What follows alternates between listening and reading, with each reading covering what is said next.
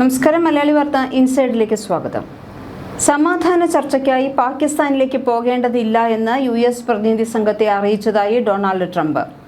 18 മണിക്കൂർ വെറുതെ കളയേണ്ടതില്ലെന്നാണ് സംഘത്തെ അറിയിച്ചത് എന്നാണ് അദ്ദേഹം പറഞ്ഞത്. വെറുതെ ചർച്ച ചെയ്ത് സമയം കളയാനില്ലെന്നും ട്രംപ് പറയുന്നു.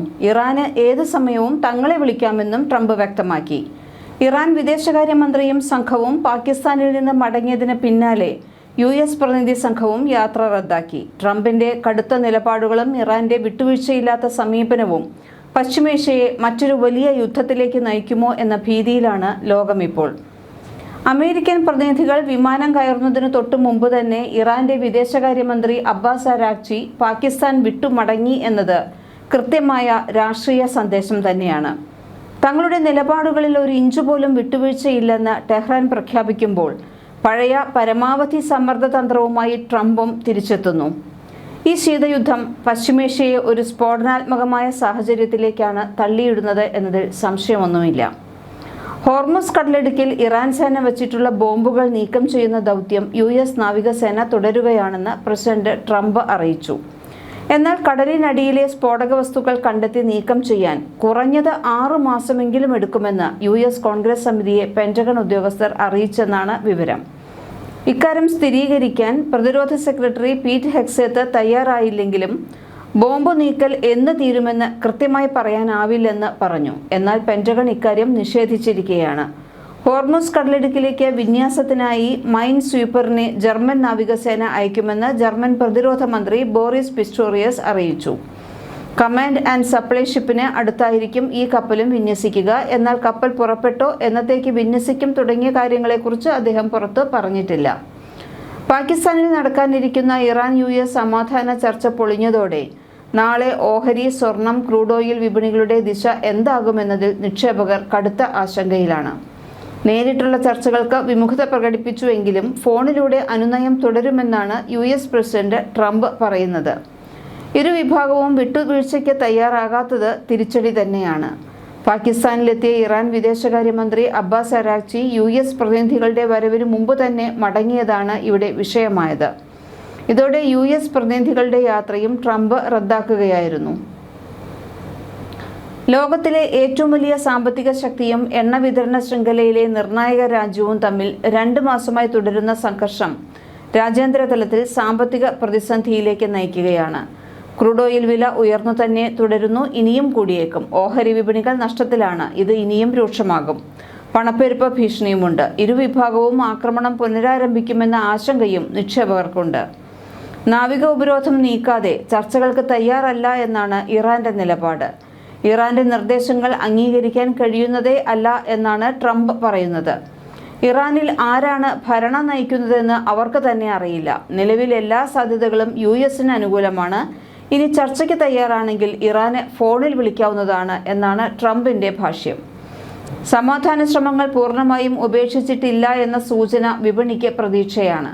അതിനിടെ ലെബനനിൽ ഇസ്രയേൽ ആക്രമണം പുനരാരംഭിച്ചെന്നും റിപ്പോർട്ടുകളുണ്ട്. വെടിനിർത്തൽ പ്രഖ്യാപനങ്ങളെ കാറ്റിൽ പറത്തി ഇസ്രയേൽ നടത്തുന്ന കടന്നാക്രമണങ്ങൾ ഇറാന്റെ ക്ഷമ പരീക്ഷിക്കുന്നതാണ്. ലെബനനിൽ കൊല്ലപ്പെടുന്ന ഓരോ ഹിസ്ബുള്ള അംഗവും ചർച്ചകളുടെ മേശയിൽ നിന്ന് ഇറാനെ പിന്നോട്ട് വലിപ്പിക്കുന്നതാണ്.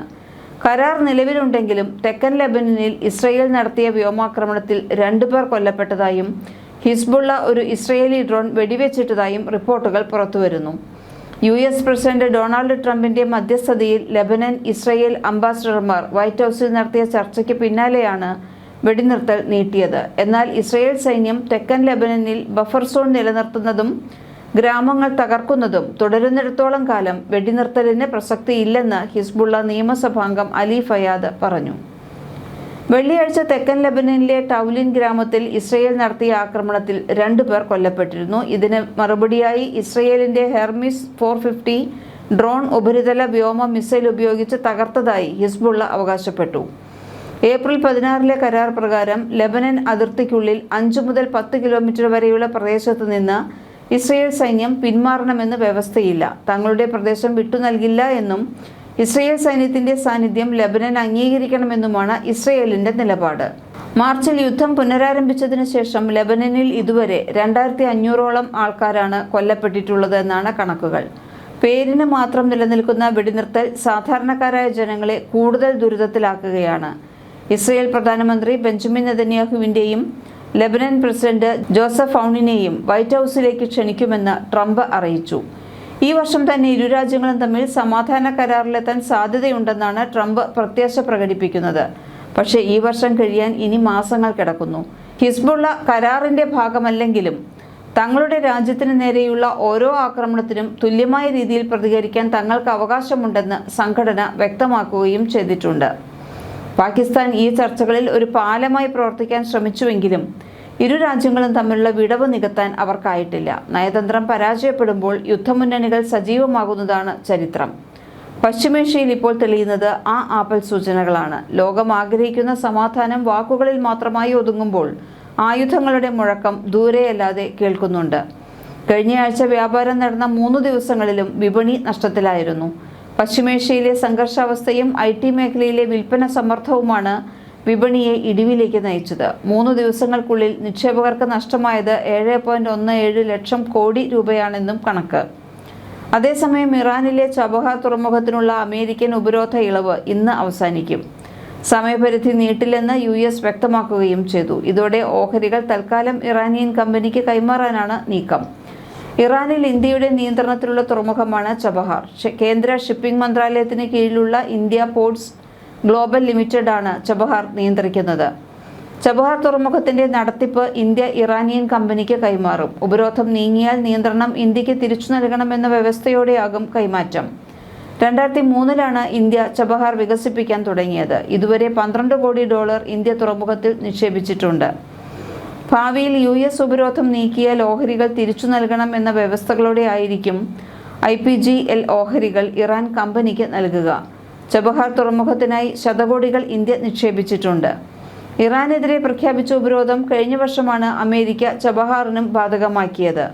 ഇന്ത്യയുടെ അഭ്യർത്ഥന പ്രകാരം ഇളവ് 6 മാസത്തേക്ക് നീട്ടിയിരുന്നു. കേന്ദ്ര ഷിപ്പിംഗ് മന്ത്രാലയത്തിന് കീഴിലുള്ള ഇന്ത്യ പോർട്സ് ഗ്ലോബൽ ലിമിറ്റഡ് ആണ് ചബഹാർ നിയന്ത്രിക്കുന്നത്. പാകിസ്ഥാനെ ആശ്രയിക്കാതെ ഇന്ത്യക്ക് അഫ്ഗാനിസ്ഥാൻ, ഉസ്ബെക്കിസ്ഥാൻ, കസാഖിസ്ഥാൻ, കിർഗിസ്ഥാൻ തുടങ്ങിയ 5 രാജ്യങ്ങളിലേക്ക് വ്യാപാരം സാധ്യമാക്കുന്നതാണ് ചബഹാറിന്റെ പ്രത്യേകത.